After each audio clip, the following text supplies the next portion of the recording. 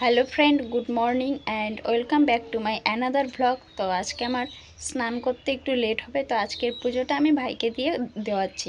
তোমরা ভ্লগটা দেখতে থাকো। তো ভাইকে বলছিলাম প্রথমে ঘরটা ঝাড় দিয়ে নিতে, তাই ভাই ঘরটা ঝাড় দিচ্ছিল আর নোংরাগুলো সব ভিতর পাশে দিচ্ছিল। তাই আমি বলছিলাম যে নোংরাগুলো ভিতর পাশে না বাইরের দিকে বের করে দে, তাই ও নোংরাগুলোকে বাইরের দিকে বের করে দিচ্ছিল। এটা ঘর ঝাড় দেওয়া হইলো? বাসনগুলোকে বের করে রাখ, এই জায়গায় বের করে রাখ। না, এই যে কথা বলে শুনে না, হ্যাঁ এই জায়গায় বের করে রাখ, আর ওই ধূপটিটা ওই কিনারে রাখ।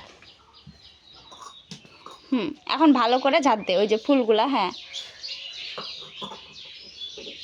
ঠাকুরের ফুলগুলা নামা মাথার। ও আজকে প্রথম পুজো দিচ্ছে, কিভাবে কি করতে লাগে জানে না, তার মধ্যে আরও ছেলে মানুষ, তাই আমি শিখিয়ে দিচ্ছিলাম। ঠাকুরের মাথার ফুলগুলা ফালাও, ওই যে সবগুলার, হ্যাঁ ফুলগুলো এই বাটিতে দাও।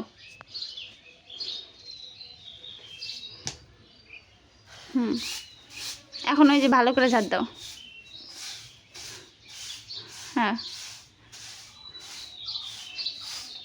নোংরাগুলো সব বাইর করে দাও। ধূপটিটা ওই সাইডে রাখো, আর গেঞ্জিটা এই কোণায় রাখো, এই গেঞ্জিটা।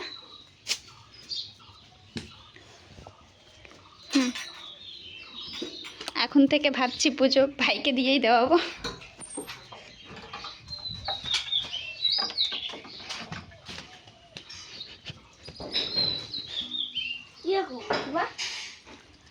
ওই কাপড়টা দিয়ে কর, তাহলে হবে।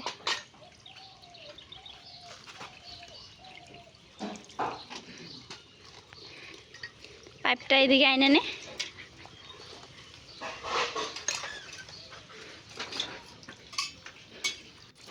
তারপর ভাই বাসনগুলো মেজে নিচ্ছিল একটার পর একটা।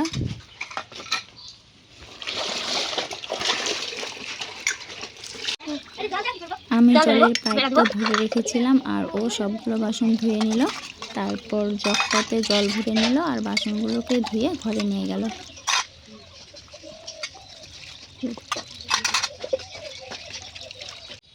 বাসনগুলো মাজার পর ভাই এখানে দূর্বা তুলতে এসছে, তারপর ফুল তুলবে। আর তোমরা ব্লগটা দেখতে থাকো, আর ব্লগটা ভালো লাগলে অবশ্যই লাইক, কমেন্ট এবং সাবস্ক্রাইব করে দিও। ও এখানে ভাই ফুল আর দুব্বা নিয়ে যাচ্ছে।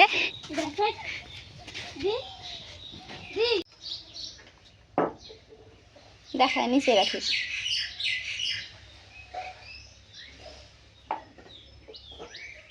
জানি না ওর পুজো দেওয়াটা তোমাদের কাছে কীরকম লেগেছে, কিন্তু আমার কাছে ভালোই লেগেছে।